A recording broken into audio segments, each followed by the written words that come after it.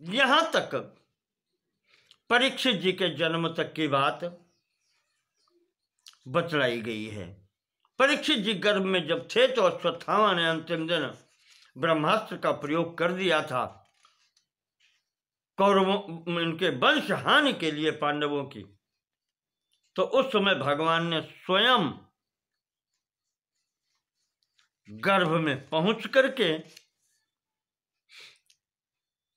उसकी रक्षा की थी। महर्षि पराशर कहते हैं ये वही परीक्षित है, योयम सांप्रतम एतद भूमंडलम अखंडता यति धर्मेण अखंडायति धर्मेण पालयति। ये वही परीक्षित है जो इस समय भी धर्म पूर्वक इस समस्त भूमंडल पर शासन कर रहा है। इस प्रकार से यहां पर पूर्व जो थे ययाति के अंतिम जिन्हें राज्य सिंहासन दिया गया था, उनकी वंश परंपरा का वर्णन किया गया।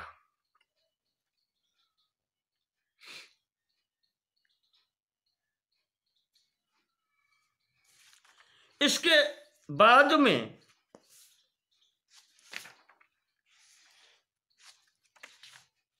भविष्य के राजाओं का वर्णन किया गया है। पराशर जी कहते हैं, सुनो आगे भी संक्षेप में। इस समय जो महाराज परीक्षित मैंने कहा राज्य कर रहे हैं, इनके 4 पुत्र होंगे, जन्मेजय, श्रुतसेन, उग्रसेन और भीमसेन। जन्मेजय का पुत्र शतानीक होगा। ये शतानीक महाराज याज्ञवल्क्य जी से दीक्षा ग्रहण करके और कृपाचार्य जी से शस्त्र विद्या प्राप्त करके अंतिम स्थिति में विषयों से विरक्त होकर के शौनकोपदेशाद आत्मज्ञान प्रवीण, महर्षि शौनक के उपदेश से आत्मज्ञान में प्रवीण होगा। परम निर्वाणम अवाप्स्यति, और मोक्ष को प्राप्त करेगा।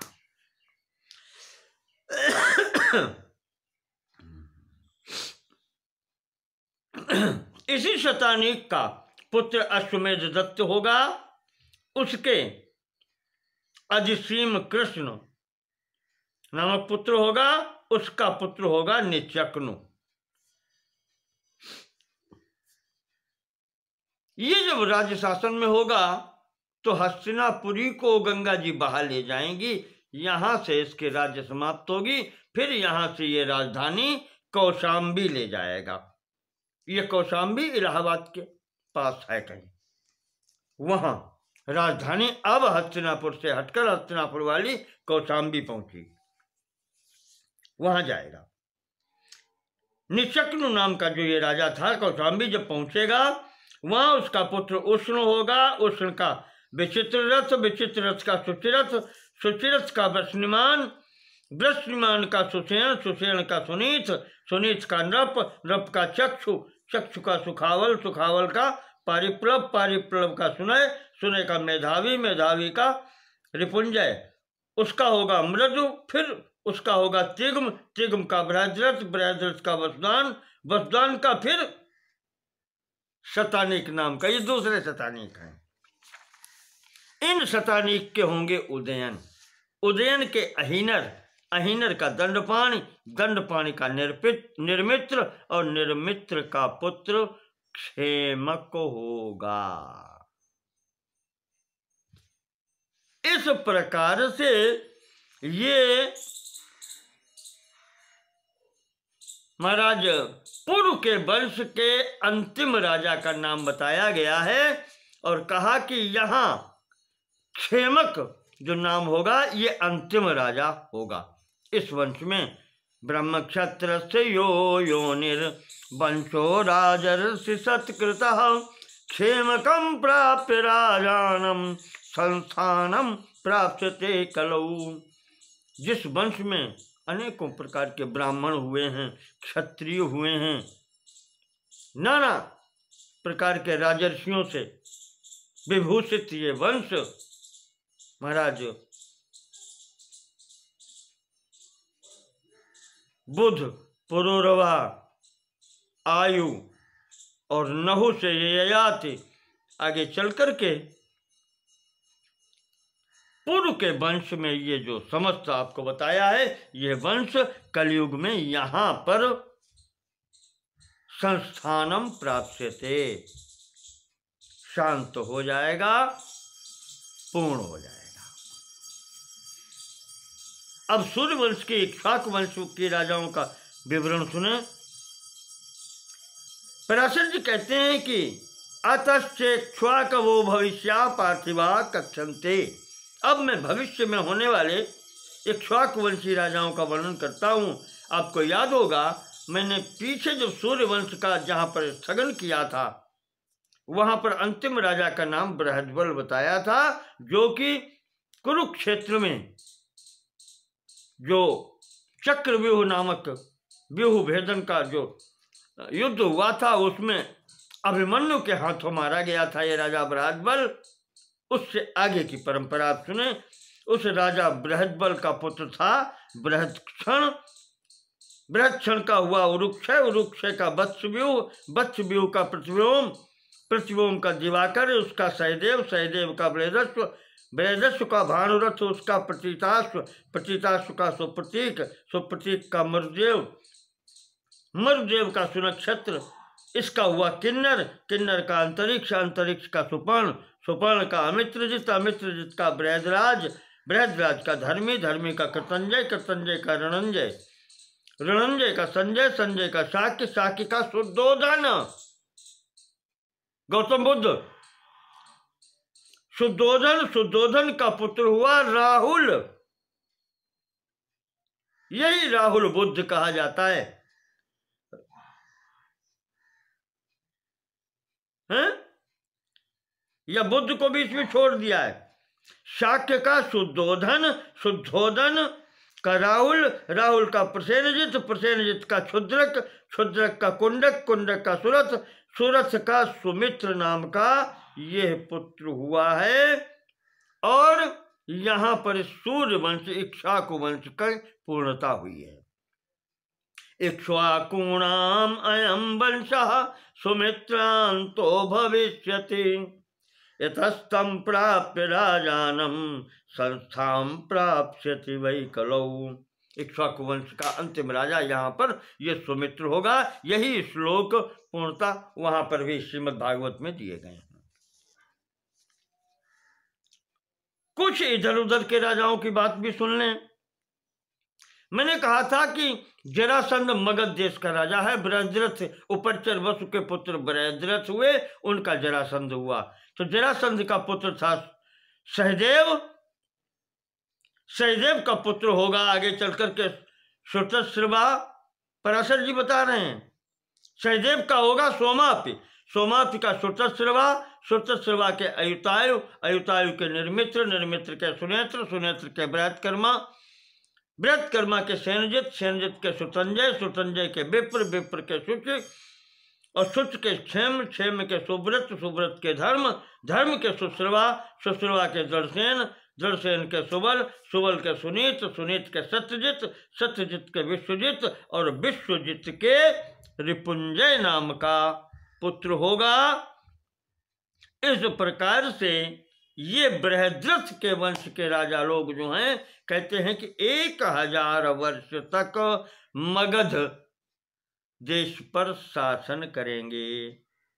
इत्येते बारहद्रथा भूपतयो वर्ष सहस्रमेकं भविष्यन्ति। भविष्यन्ति पराशर जी सुना रहे हैं कब कथा हो रही है, तो ये उस समय भविष्य की बात बता रहे हैं। इसके पश्चात इस चतुर्थ अंश के अंतिम अध्याय में हम प्रवेश करते हैं। यहां पर इन्हीं राजाओं का, शेष राजाओं का वर्णन है और कलयुग की स्थिति का वर्णन है। सुन लें आप। ये जो अंतिम राजा रिपुंजय यहां पर बताया गया है मगध वाला, उसका एक मंत्री था जिसका नाम था सुनिक। अब ये कलयुग के अंदर की स्थिति है, यहां तक क्रम से चले आए, अब यहां से व्यतिक्रम होगा। रिपुंजय का एक मंत्री था जिसका नाम था सुनिक, उसने अपने स्वामी को मार डाला और स्वयं राजा बन गया, और स्वयं ने बैठ करके अपने पुत्र प्रद्योत नाम जिसका था उसका राज्य तिलक कर दिया इस सुनिक ने। तो अब इस प्रद्योत का पुत्र आगे बलाक होगा, बलाक का विशाखयूप, विशाखयूप का जनक, जनक का नंदिवर्धन, और नंदिवर्धन का पुत्र नंदी होगा। ये नंदवंश है संभवतः। ये पांचों यहां से जो बताए गए हैं रिपुंजय के बाद में, बलाक प्रद्योत, बलाक, विशाखयूप, जनक, नंदिवर्धन, यहां पर ये 138 वर्ष राज्य करेंगे, ये बताया गया है।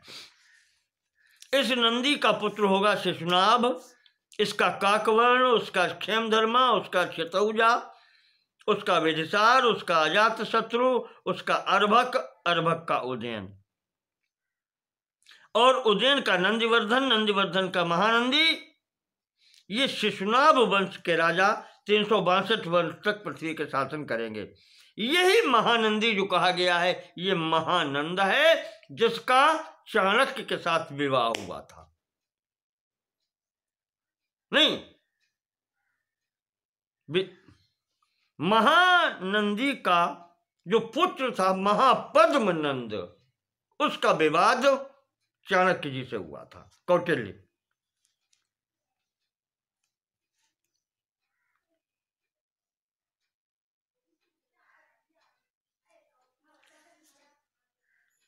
इसका वंश 9 नंद यहां पर बताए गए हैं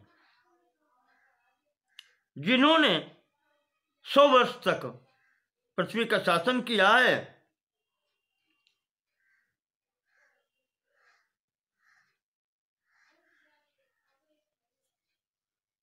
महापद्मपुत्राश्चैकं वर्ष शतम अवनिपत्यो भविष्यन्ति ततश्च नवचैतानन्दान् कौटिल्यो ब्राह्मणः समुद्धरिष्यति।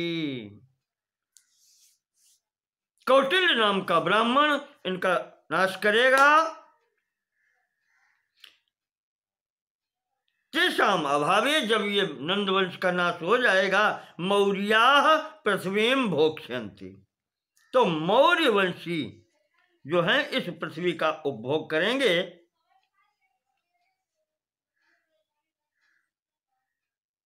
ये कौटिल्य एव चंद्रगुप्तम उत्पन्नम राज्यभिषेक्ष्यति। ये कौटिल्य ही चंद्रगुप्त नाम के राजा का राज तिलक करेंगे। इस चंद्रगुप्त का पुत्र होगा बिंदुसार, बिंदुसार का अशोकवर्धन, अशोकवर्धन का सुयेशा, सुयेशा का दशरथ, दशरथ का संयुत, संयुत का शालिशुक, शालिशुक का सोम शर्मा, सोम शर्मा का शतधन्वा, शतधन्वा का पुत्र बृहद्रथ होगा। इस प्रकार ये मौर्यवंशी राजा 173 वर्ष तक 10 राजा राज्य करेंगे। ये यहां से शूद्र राज्य बता दी गई है।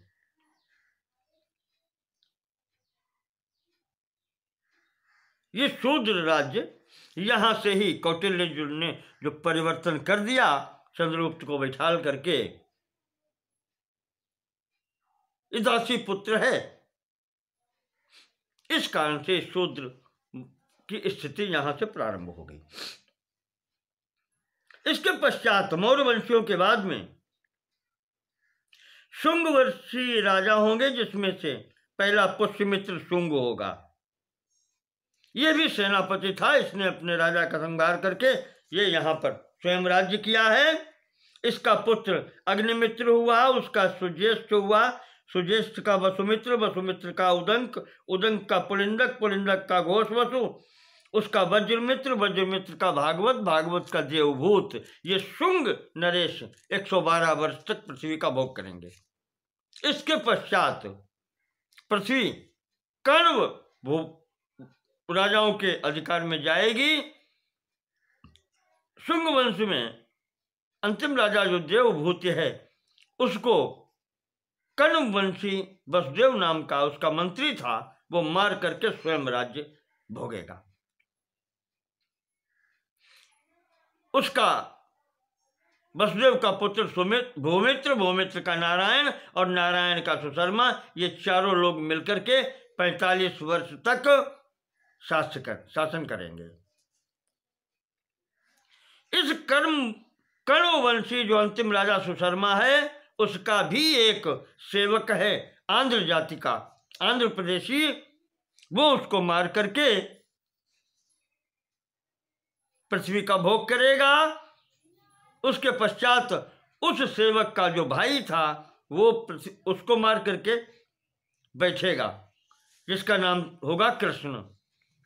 इस कृष्ण का पुत्र होगा शांतकर्ण, शांतकर्ण का पुत्र पूर्णोत्संग, पूर्णोत्संग का सातकर्ण, सातकर्ण का लंबोदर, लंबोदर का पिलक, पिलक का मेघस्वात, मेघस्वात का पटमान, पटमान का अरिष्टकर्मा, अरिष्टकर्मा का हलाहल, हलाहल का परलक, परलक का पुलनसेन, पुलनसेन का सुंदर, सुंदर का सातकर्ण दूसरा ये हुआ है।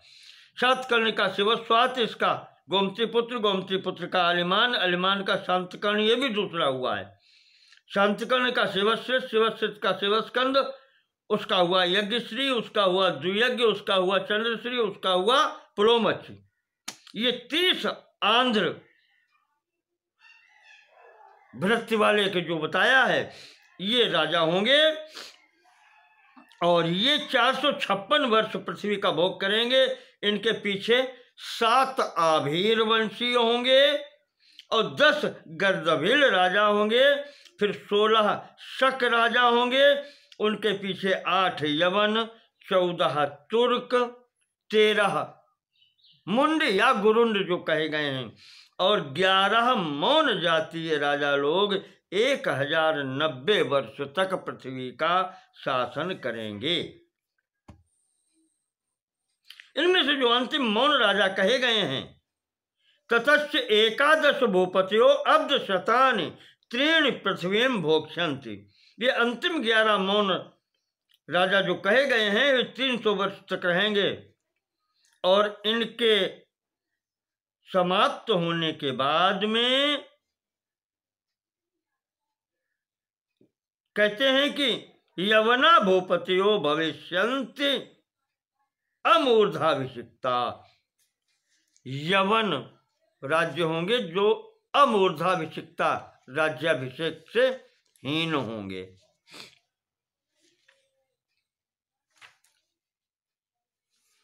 यहां पर एक बताया गया है, तेषाम अपत्यम बिंद शक्तिस्तथा पुरंजय तस्माद, ये जो यहाँ पर अन्य राजा होंगे उनमें एक बिंद शक्ति होगा, बिंद शक्ति का पुत्र पुरंजय, पुरंजय का रामचंद्र, रामचंद्र का धर्मवर्मा, धर्मवर्मा का वंग, वंग का नंदन, नंदन का सुनंदी, सुनंदी का नंदेशा, शुक्र और प्रवीर, ये 3 भाई हैं। ये सब मिलकर के 600 वर्ष राज्य करेंगे, 106 वर्ष राज्य करेंगे।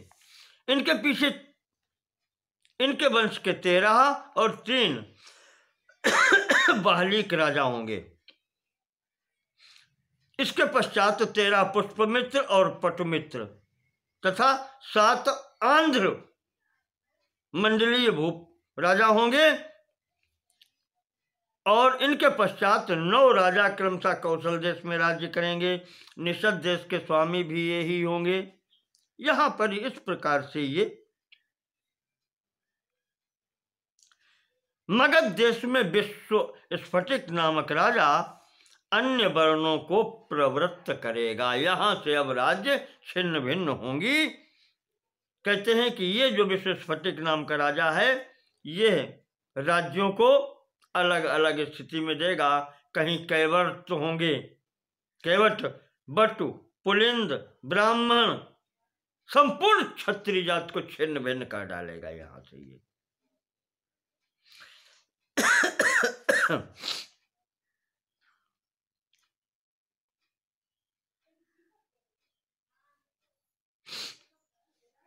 संपूर्ण क्षत्रिय जात को उच्छिन्न करके पद्मावतीपुरी में नागगण, गंगा के तटवर्ती प्रयाग और गया में मागध और गुप्त राजा लोग ही भोग करेंगे। कौशल, आंध्र, पुंड, ताम्रलिप्त, समुद्र तटवर्तनी पुरी,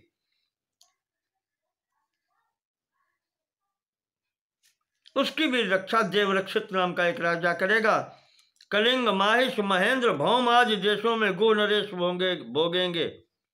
नैषद, नैमिषक, कालकोशक जनपदों को मणिधान्य वंशीय राजा लोग भोगेंगे। इस प्रकार से ये यहाँ पर समुद्र तट और कश्मीर, दाविकोरवी, चंद्रभागा, ये जहां तहां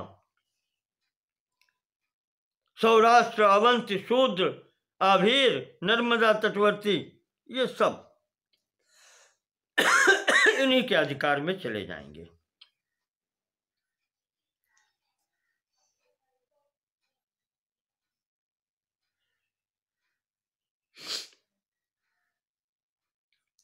इसके बाद में यहां पर ये आता है कि ये सब एक साथ ऐसे ये सब करेंगे और अंततः ये लिखा है तैश्चो विमिश्रा जनपदास तत्शीलानुवर्तिनो राजाश्रय सुस्मिनो म्लेच्छाचार्याश्च विपर्ययेन वर्तमाना प्रजा क्षपयिष्यन्ति।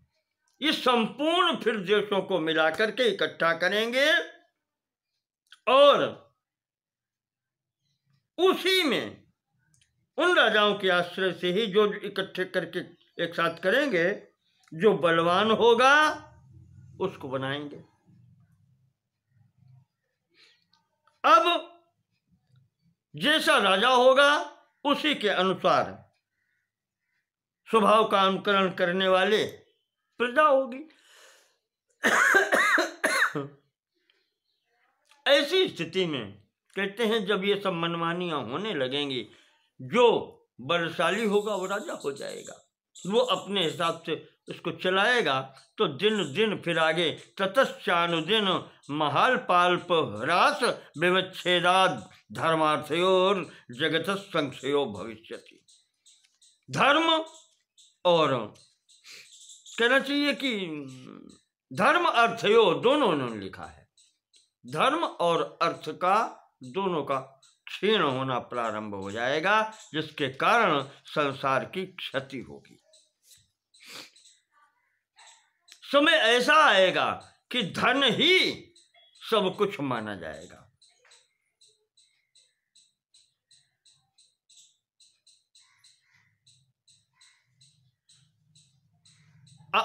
ततश्चार्थ एवाभिजन हेतु, अभिजन हेतु श्रेष्ठ जन हेतु अर्थ, धन ही कुलीनता समझी जाएगी। यस्यास्ति वित्तम सजना कुलीन, जिसके पास धन है वही कुलीन है, वही वक्ता है, वही दर्शनीय है, वही पूजनीय है। धन के आधार पर पूजा होने लगेगी। यहाँ पर बल मेवा शेष धर्म हेतु, जो बलशाली होगा उसका ही आदेश चलेगा, जो कह देगा वही धर्म होगा। अभिरुचि रेव दाम्पत्य संबंध हेतु, दाम्पत्य संबंध भी ऐसे ही होगा कि दोनों एक दूसरे में रुचि रखते हैं, विवाह हो गया। पारस्परिक रुचि जो है वो दाम्पत्य हेतु, वही। इस प्रकार से यहां पर बहुत से कलयुग के धर्म का वर्णन किया गया है और अंततः जब अतिशय देख धर्म के हानि, जब बहुत हानि होगी धर्म की, तो अंततः कलयुग के अंतिम चरण में संभल ग्राम में ब्राह्मण श्रेष्ठ विष्णु ऐसा के घर पर भगवान नारायण स्वयं वासुदेव अपने अंश से कल के रूप से अवतार लेंगे और अंततः संसार में धर्म की स्थापना करेंगे।